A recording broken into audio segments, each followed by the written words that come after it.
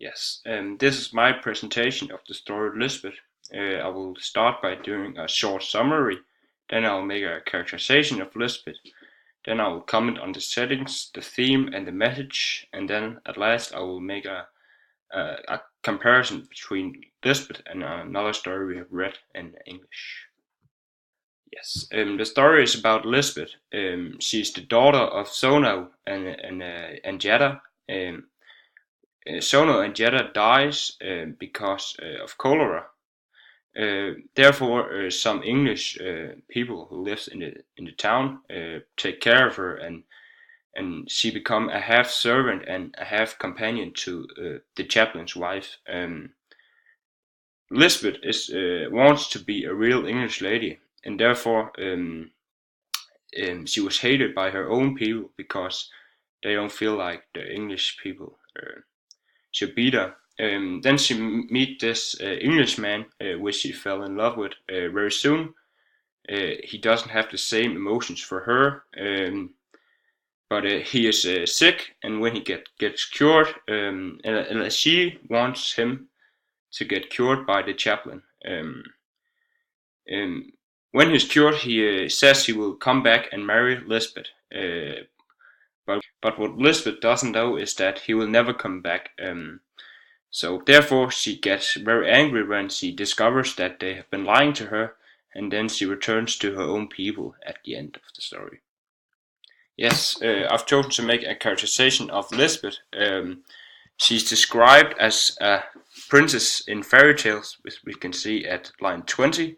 And she's also described as she had a Greek face in line 7. It means that she's very beautiful, and when the Greek faces they cut in marble, and that's also what they meant about Lisbeth. That she had a really beautiful face. Even though Lisbeth wanted to be a real English lady, she still has some characterizations of a savage, because she walks a lot, and no English ladies don't walk a lot.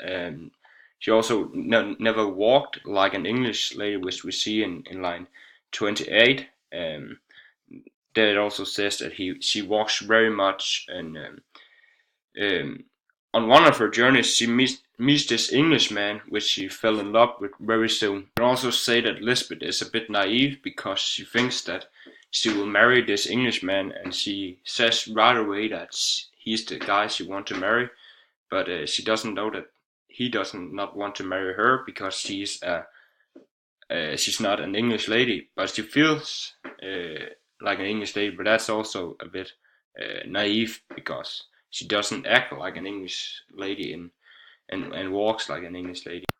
She's also very naive when the Englishman travels away because at the end of 3 months she made daily pilgrims to Nakunda to see if the Englishman was coming along the road. You can say that's a bit of uh, she she's holding on to her hope, but it's a bit naive that she thinks he will come back after this long, and she makes on doing this daily pilgrim roads, which is very long. Yeah. The story is set in India, in Cathcart. I think setting is very important because it gives a glimpse of the differences there's to being a native or a savage, you can say, and being a real English man or woman. You can see in line 2 to 5 that it says that she married a woodcutter who beat her after the manner of Paharis, and her beauty faded soon. It's a bit of a savage way to live by, with a man who beats women, and after this manner of Paharis, I don't know what it is, but it's a bit savage and a bit primitive than what we know as people. But also the difference between when she's living with the chaplain and when she's living with her own family.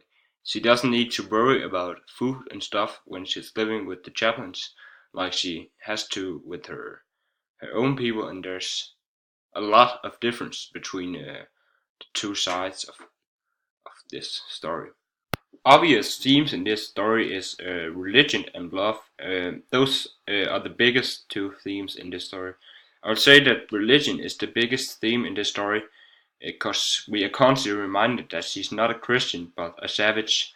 Um, but it's also you can also say that she's more Christian than the English people because she's not afraid of the changes, and she would like to be an English lady, and they are afraid of change.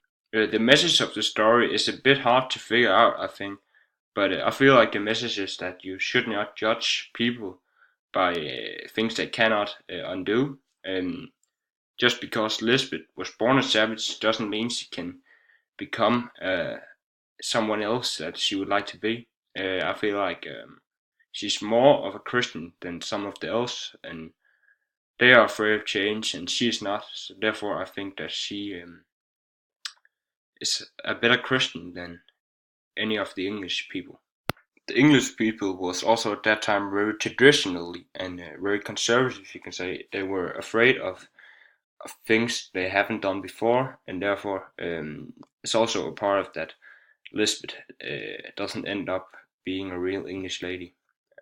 I've chosen to compare this story Lisbeth to the story The White Man's Burden because in both stories there's a bit of negativity between the English people and the native. But then also the English people need the natives to make their colony better and do the work, and therefore you can compare the story Lisbeth to The White Man's Burden, which are a bit of the same theme as and message.